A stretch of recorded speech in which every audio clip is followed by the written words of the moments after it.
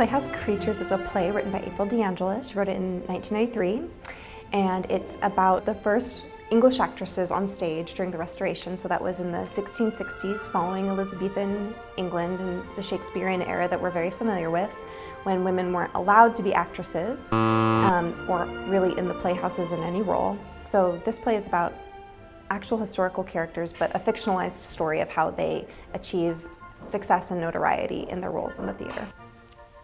These women were exploring unknown territory. Opportunities opened up for them.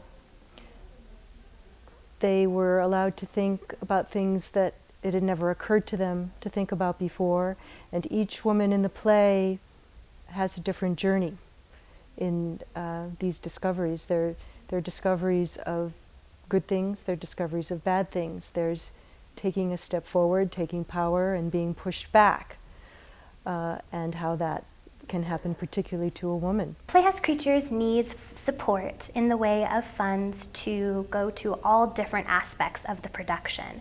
Anywhere from design elements, to props, to makeups, to corsets, to rollers for hair. And funds will also go to support our designers that we have working on the show.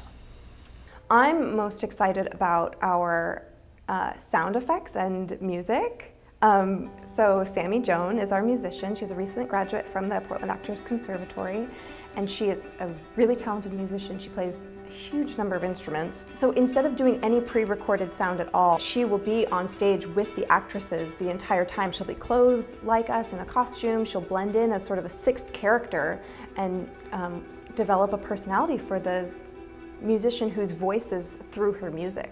I love period pieces, or mixing period, which is kind of what we're doing with this show. We're taking 1660s English Restoration and mashing it up with 1940s American pinup. And I think that aesthetic can be a little wild and a little crazy and really appeal to a modern audience. When you donate to this project, you will be not only supporting local art, which is great. There's a lot of local art that you can support. One of the things that this production specifically does is it puts its money where its mouth is. We're talking about equity for women in the theater. We have an entirely female production crew. The concept is being conceptualized entirely by women. It's an entirely female cast. And so far, our entire run crew is also entirely female. I think the show is important because it is a genuinely feminine experience that we don't always get in a play. And so what I love most about this play is it is genuinely feminine.